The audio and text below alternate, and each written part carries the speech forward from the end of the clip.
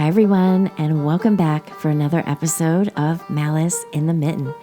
I'm your host, Tracy Preston, along with my bestie, Christine Mulligan. Hey, Christine. Hey, Trace. Hey, everybody. What's going on today? What are we getting into? What are you telling me about? Today's story was researched and written by Rebecca Hiers. And when I say researched, this woman dug and dug and dug and dug. She's a wild woman. And she did this all to make sure that we had a really good story today. So I want to say thank you, Rebecca. In Season 9, Episode 4, we brought you the story of Nellie Griffin, an orphan girl, adopted and murdered by the man that adopted her. But today, we will take a look at the way some orphans came to Michigan and why. So come with us as we climb aboard the orphan train. So let's get into it. This is Season 9, Episode 7, Climb Aboard the Orphan Trains of Michigan. The cities on the East Coast were very overcrowded in the 1850s. The crowded conditions, disease epidemics, poor sanitation, and no job safety meant high adult deaths. The potato famine had hit the country of Ireland hard in the mid-1800s.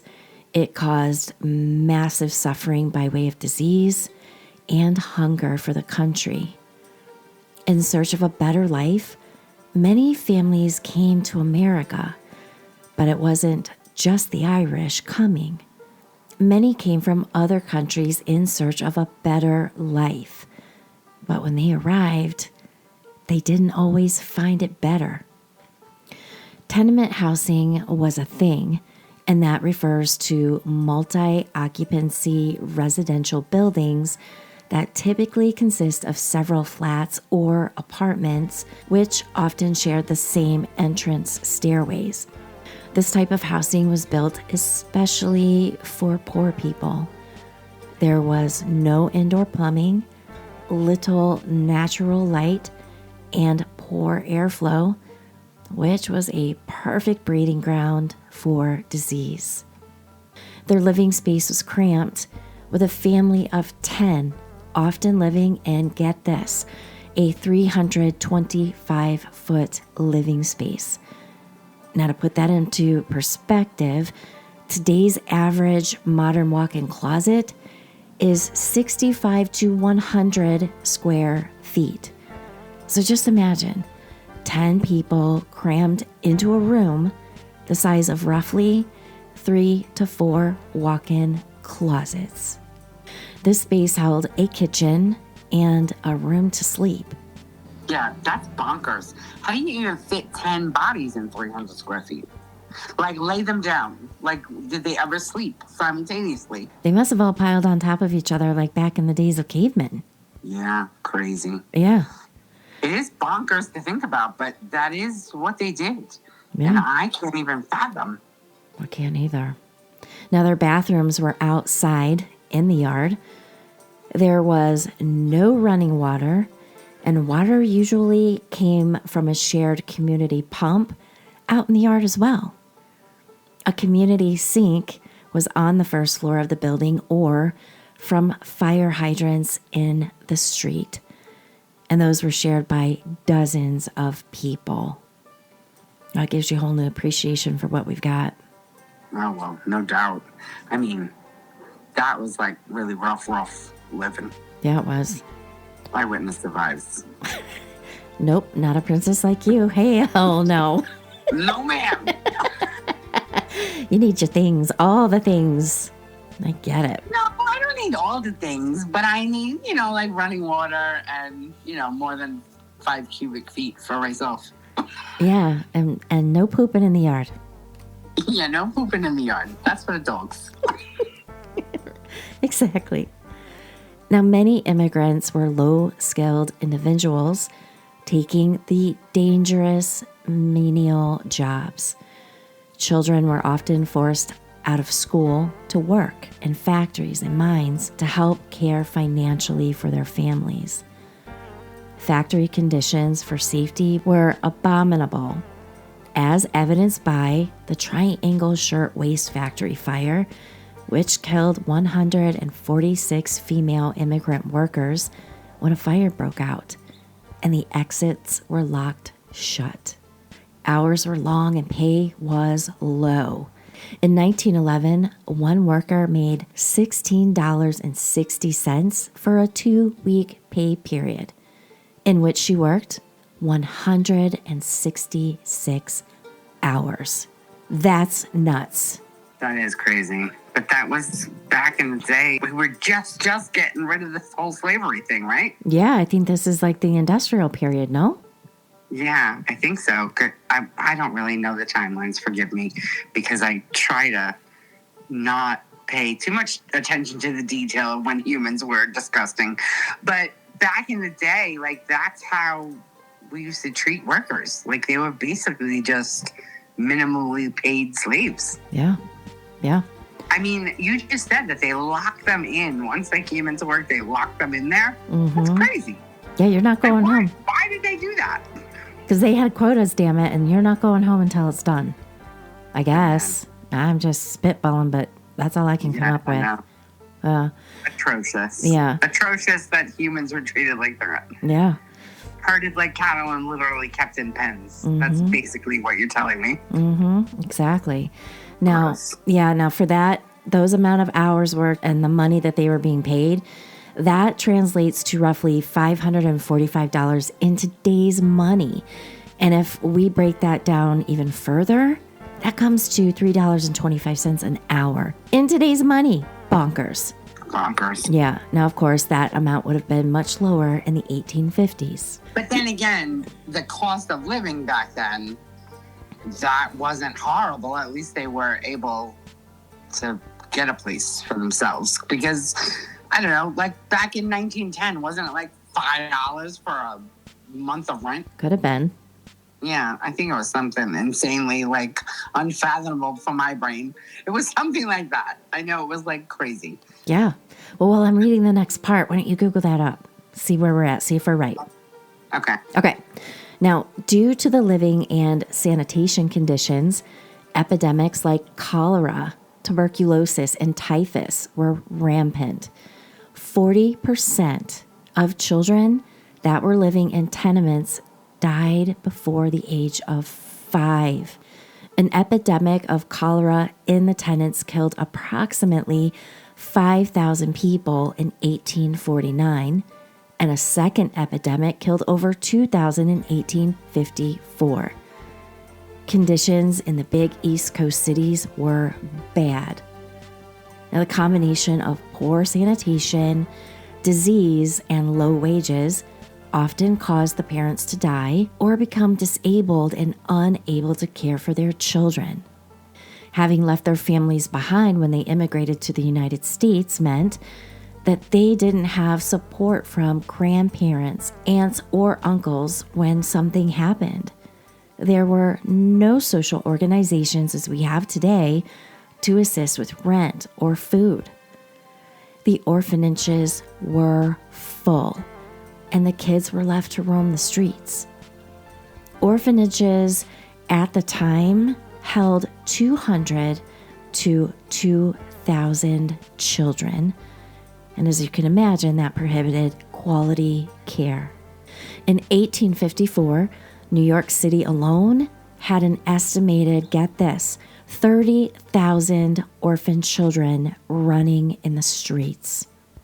Children as young as 10, sometimes younger, and they were called street Arabs. Now, I hate that name, but that's what it was. They formed gangs for protection and stole items from stores and people just to survive. Some children sold newspapers and rags to make money during the day, and these children slept in corners, on stairs, and in doorways at night. Now, I looked that up, and my heart's just absolutely broken. Like, there's a little girl who cannot be more than 7, all ragged, filthy, sitting on the corner of a stoop holding a baby. Yeah, those old-timey pictures of tenement housing and people that live there and around there, they really are sad. Mm-hmm. And anyway, I did Google up real quick after you were talking about the whole money, because you know how that just blows my mind. Yeah. Inflation, the rate of inflation in the 19th century, 1900s just blows my mind. Yeah. But in 1910, 1911, on average, somebody would make $3 to $5 a week, and their rent was $4 to $7 for the month. Wow. Okay. They were they were doing okay if they made their rent in 1 week. Mm-hmm. So they still had enough to provide. But you're also talking about the lifestyle that they're living. Mm-hmm. It wasn't great, but they were making ends meet at least. Right. so to speak. Right. So that was kind of the average, which kind of sounds like today, right? I know one of my paychecks goes for my mortgage and a few other things. Food, clothes, another bill or two. So I guess it kind of equals out, but still. Yeah, it's just astronomical numbers nowadays. Yeah, it is. Bonkers. It is. All right. While the East Coast was suffering from overcrowding, the Midwest states had the opposite problem. The Louisiana Purchase happened in 1803, opening the land from present-day Missouri to Colorado. People began to migrate west, but oftentimes, disease and harsh living conditions would incapacitate family members, and when they arrived to their new place to live, they needed help to work the land. Seeing two needs, a solution was born. The Children's Aid Society was founded in 1853 by Charles Brace. He was a minister that worked in the tenement sections of town with the poorest of the poor. Seeing the children on the street and that there was no help for them, he and other like-minded men opened the CAS and the goal of educating, housing, and helping the children. In 1854, the idea of an orphan train was born. And in September of 1854, the first train left New York headed for Dowagiac, Michigan, and that is in the county of Cass. It's just so weird for you to be telling me this, and I'm hearing you, and you're telling me oh, well, at least we had nothing for the kids, so now we have a great idea to utilize them and to also give them a shot at a better life. I get the goodness in the idea, but I can't help but think, oh, so free child slavery. They were just taking orphan kids and shipping them off to go work for somebody else for free, for room and board. Mm-hmm. They were going to work into their bones for room and board. I feel like this was peril. This was just littered with perils for these children. Yeah. Yeah, you're absolutely right. I never knew about any of this. Ever. Not even a blip of a conversation have I ever heard anybody talk about this before. So crazy. It's an eye-opener. Now, Dowagiac, Michigan is on the border of Michigan and Indiana on the west side of the state. It's the second county in from the west. Just to give you an idea of where it's located. Now, the train held 46 boys hoping to find homes and a chance at a better life. The boys all found homes, and more trains would follow. Running from 1854 until 1929, over, get this number, 250,000 children would be rehomed. Eventually, the trains would head south also. Seeing the success of the first trains, other children's organizations developed train riding programs. The New York Founding Hospital, a Catholic organization, focused on placing children in Catholic homes in the West. Families were approved prior to the child leaving New York. Families were assigned a number, and that number was pinned or sewn into the child's shirt. A card with the child's information and number was mailed to the prospective family. When they arrived at the stations, the cards were shown to the sisters supervising the children, and the numbers were matched, and the children went with their new families. The only qualification was that the family was Catholic and had to be approved by a committee. Now, many of the children were infants and younger children, so their trains were often called baby trains. They ran their trains from 1875 until 1919. The New York Juvenile Asylum was founded in 1851 to assist children that had been found homeless or arrested for petty crimes. At the time, there were no jails for children. Well, that's a good thing. And children caught stealing were placed with adults in an adult prison. Now, that right there scares the hell out of me. And we brought that up in our show last week. That's bonkers, too. Yeah. Mm-hmm. Even children as young as 5 years old.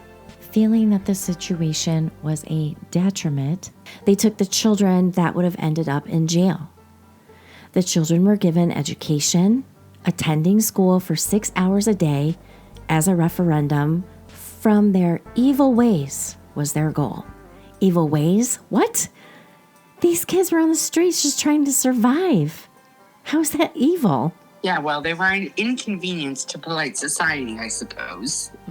Right. Making it evil. Now, their approach to the orphan trains was a bit different than the other groups.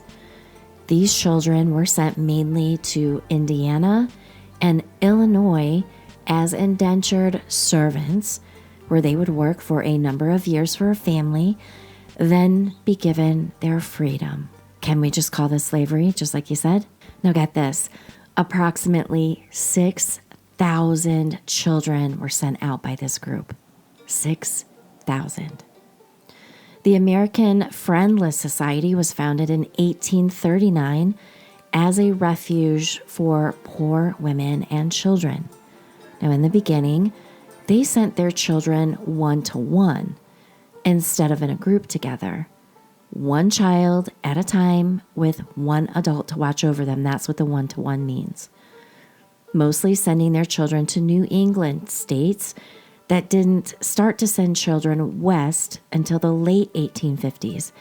They still continued the one-to-one ratio, with each child knowing what family they would go to. While this may sound all warm and fuzzy, it wasn't always for the children. Not all agencies matched a child with a family before leaving New York. While many of the children on the trains were actual orphans, some were not. Perhaps a parent had lost their job and their parents could no longer afford to feed and house them. Often those children were placed in orphanages with a promise to return when things improved financially. When the parents got a new job and were ready to put their families back together, their children were gone. There were no permission slips or court to end custody. Quote, "I just finished eating and this matron came by and tapped us along the head. You're going to Texas. And you're going to Texas." Well, some of the kids, clapped and laughed. And when she came to me, I looked up. I said, "I can't go. I'm not an orphan. My mother's still living. She's in the hospital right here in New York." You are going to Texas. No use in arguing. And that is a statement from an orphan train rider named Haziel Latimer. Oftentimes, the children were not told they were going away until the night before they left, or in some cases, the day of departure. There was no time to prepare themselves, no time to say goodbye to friends or siblings that weren't coming. They would get a bath, their hair would be cut if needed, or placed nicely if girls, like maybe pigtails or braids, and they would get new clothing. Then they were loaded aboard the waiting train. As the train left the station and headed out, for many children raised in a crowded city, it would be their first time to see open fields, forest and farm animals. It must have been overwhelming to some of them. Usually, there were only 1 to 2 adults, or as they were called, agents, to look after 25 to 35 children on the train, and they were aged 3 to 17. How can one agent watch after all those kids, especially the young ones? 3 years old? 3 years old, they're running around like crazy. Just like teachers. That's what teachers would do too. Back in the day, they'd have 45 kids of all different ages, and they'd be a teacher in a little schoolhouse. That's true. The one-room schoolhouse. You're right. But did they have 3-year-olds in there? That's not school age. Not in the school. No. Yeah, that's not school age. I wouldn't imagine until 4 or 6 at least. Yeah, crazy. Now, prior to arrival at their city, this is going to make you nuts, flyers would be sent to the cities in which the trains would stop, advertising their upcoming arrival. They would list the dates and times the orphan trains would be coming. Some flyers would have photos and brief descriptions of the children. The flyers also basically advertised if the trains contained boys or girls. The welcoming city would create a board of citizens to approve these adoptions. Chosen parents were forced to sign an agreement promising good treatment of the children. Sadly, however, and I know you're not going to be surprised, there were no follow-ups to see if this was done in most cases. Interested parents would come to the appointed place to look over the children. When the trains arrived in town, the children were taken to the local opera house, Grange Hall, church, or someplace large enough to showcase them. Standing in front of a crowd of adults, they were looked over by the crowd of prospective parents. Sometimes the children had to show their legs. Their teeth and eyes were inspected to ensure they were healthy. If a farmer needed farm hands, muscles might be felt to show they were strong enough to work. If a family just wanted one child or a child of a certain sex, and there were siblings of the opposite sex, those children were separated. Most never saw each other again. Sometimes they were forced to sing and dance for prospective families. Some spoke different languages than their adoptive families, leading to communication issues. The unclaimed children were loaded back on the train, taken to the next town to repeat the process over and over again. Now, if a child was never chosen, they would ride that train all the way back to New York to resume life in the orphanages there. Often the placement didn't work out and the child ran away or was placed with another family. Some children would go through multiple families until they were either aged out or found a forever home. Now, this next quote is from one of the children from the orphan train, and her name is Christina Baker Klein. I learned long ago that loss is not only probable, but inevitable. I know what it means to lose everything, to let go of one life and find another. And now I feel, with a strange, deep certainty, that it must be my lot in life to be taught that lesson over and over again. Oh my God, that's heartbreaking. Just listening to this whole story, all I'm imagining is all of those many, many broken spirits. Even the ones that got adopted, that wasn't always a good thing. Like you said, even especially if they were siblings and they were on the train together and then they went to 2 different cities in 2 different states and never saw each other again. It's just trauma. Like, that's all I'm hearing. It's super sad. Yeah. And I mean, how hard is it to lose your parents and then all you have left are your siblings and then those are ripped from you? I mean, these children are our future. Wow. We didn't really give a shit about them back then, did we? No, we didn't. Ugh. Treated like farm animals. The whole situation sounds like you go into the 4-H thing for humans. Pick out a cow. Instead of picking out a cow, you were picking out a kid. Mm-hmm. It's bananas to me, the whole concept. Yeah. But then again, so is slavery. You know what I mean? Like all of that, like the atrocity, the humanity atrocities. Mm-hmm.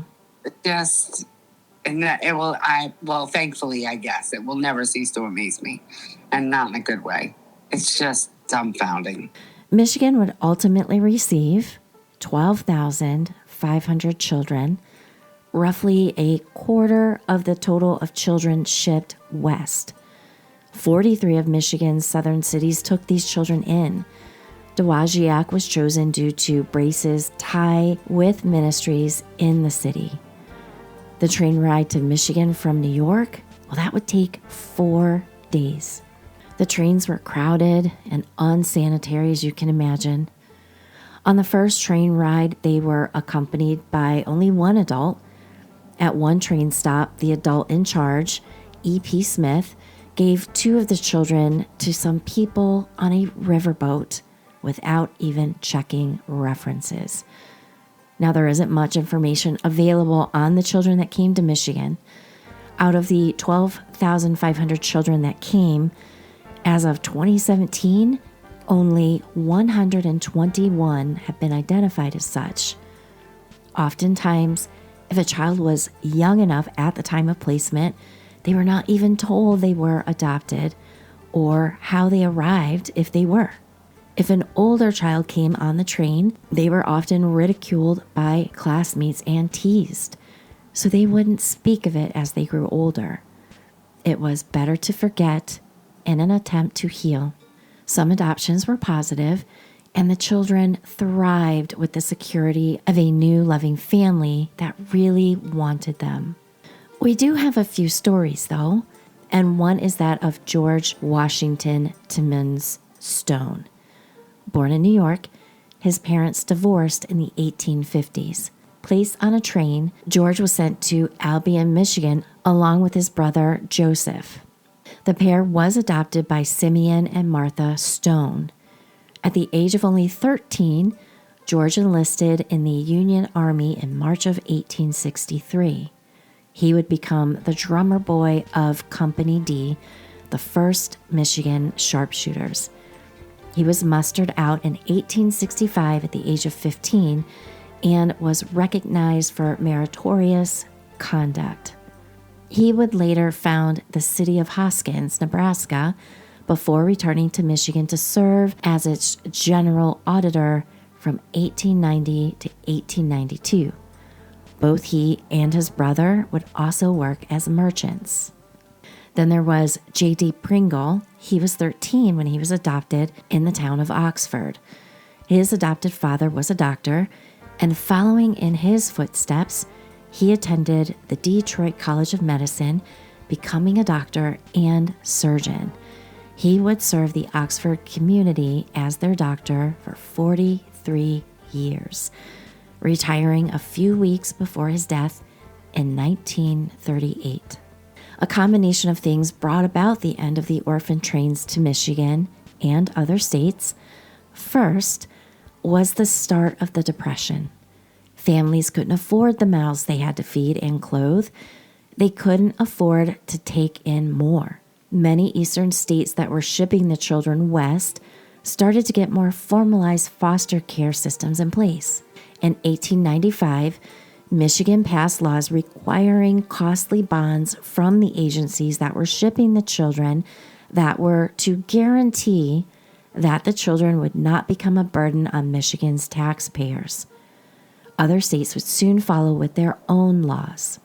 While Michigan has no record of the last train to come here, it is believed that it was in 1927. Dowagiac still celebrates the orphan trains with reunions of descendants meeting there. It is believed the last orphan train rider was Alice Bernard. She was sent to Louisiana and died in 2015 at the age of 89. She rode the train there in 1919. Now, if you are doing family research and believe your family members may have been on an orphan train, Kansas has the Orphan Train Museum you can visit. It is dedicated to telling the stories of the lives of the orphans that rode the train, no matter what state they landed in. Their website has valuable contact information for researchers, and the website is www.orphantraindepot.org. And I'm going to have that in the show notes as well. Many of the organizations that started and participated in the orphan trains are still in existence today and can also provide more information upon request.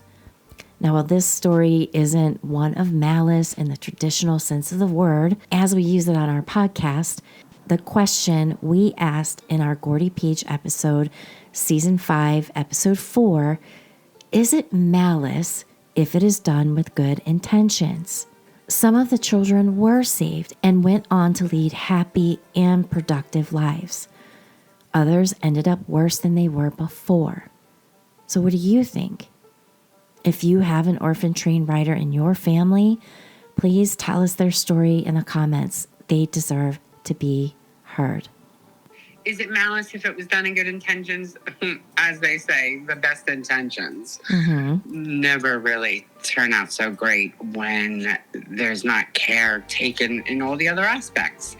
So how many of these kids, these thousands of kids that rode this train, there's probably a small percentage of them that lived a happy, healthy life.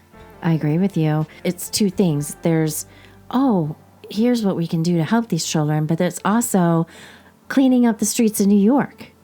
Yeah, it's cleaning up the streets. It's also profiting on the backs of children because these orphanages were making money on them, and adopting them wasn't free for these people that were basically going to the cattle show and adopting children. They would have to pay a fee. So all of this was all about making money and writing off the expense of housing and feeding a child. It's kind of gross. Like, the whole thing to me is just gross. But at the same time, I'm trying to remind myself that, a percentage of these kids, it worked out for them. Yeah. And a percentage of these kids were genuine orphans. But there's also a large percentage of these kids that were basically stolen from their poor parents because they were poor. Right. Period. End of story. Because notice how many times you said if they couldn't afford to feed and house their children, then they would sign them over. No, they would get them taken away or they would get them stolen, for Christ's sakes. Yeah, all under the guise, hey, we're going to help you out while you're having a hard time. Yeah. When you're ready, come on back. Nope, they were gone. No. A lot of this seems very, very dirty to me. The whole thing seems very dirty to me. I don't know. Maybe it's just my frame of mind in this day and age. My frame of mind it's probably more pessimistic than I would like it to be. So I don't know. All I can think about when you're telling me this whole story, I'm not thinking about the success stories. I'm really feeling like they were few and far between. I'm thinking about slimy adults profiting off the backs of selling children. Yeah. And if there was money exchange, where did that go? And the other thing I think about, the babies, like, were these taken from mothers? Because I can see parents, people who want to be parents who can't have children, that would be an opportunity. But I can see the babies and the littlest children being taken while the others are basically sold to slavery. Yeah. Or not wanted at all. Yeah. And then it reminds me of all those, this is later years, 1950s and around such, not 1910 and 1800s like you were talking about. But even up into the 1950s, like when teenagers got pregnant, they got shipped off to an asylum or, whatever they called those hospitals at the time. And they would get their baby stolen from them and adopted off. Yeah. Yeah, it's the whole baby trade. It just makes me feel very icky. I mean, I love the idea of adoption. And I think it's a beautiful thing when we think of adoption being on the up and up. I think it's great. Adopting and fostering children, I mean, I can't say enough good things about doing it when it's done with the best intentions. But 9 times out of 10, when you talk about these old-timey stories, I just never have a good feeling about any of it. I just don't feel like any of it was on the up and up. It was all very slimy and shady, and I don't know. Well, the thing is, there was nothing in place. They could pretty much do whatever you want. Yeah. There were no laws. There were no, protection of children. we got a problem. Hey, let's do this. This sounds like a great idea. Sure, Bob, let's go. Let's get it going. So, I mean, I guess if things like this didn't happen, maybe what we have in place today wouldn't exist, or it would have happened at a later time. Yeah, no doubt. I no doubt to that. And yeah, again, with the best intentions, ultimately, we got there, I guess, because, I mean, yes, of course, there's human trafficking and all of that. But for the most part, when it comes to baby adoptions, even when it's from other countries, it's usually on the up and up nowadays. We have so many safety guards in place. I know bad crap still happens, granted, but because of all that mayhem and the adoption trains and all that, we learned, lessons learned, right? Yeah. So we learned from it, but I don't know, I just can't feel warm and fuzzy about any of it. Agreed. Yeah. Now, granted, we didn't talk about children being murdered, but still, I don't feel like this is any better. It's horrible. And I'm sure most of them were too. If they were screaming and crying all the time because their mom was alive in the hospital in New York and they were now in Texas with a bunch of weirdos that wanted to probably not be so nice to the adopted daughter.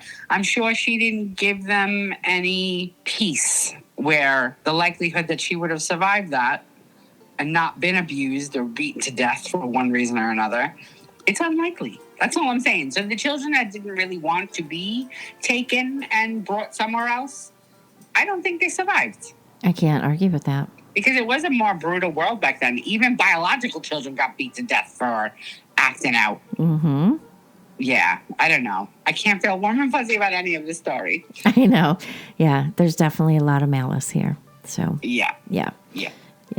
Now, if you enjoyed this story and would like to hear more, please give us a like, share, and subscribe. And if your preferred listening platform allows reviews, please give us one. We appreciate all of you as always and look forward to bringing you more stories of malice in the mitten. So thank you. And we will all see you back on Wednesday for Round Robin. Have a great week, everyone. Bye. Bye.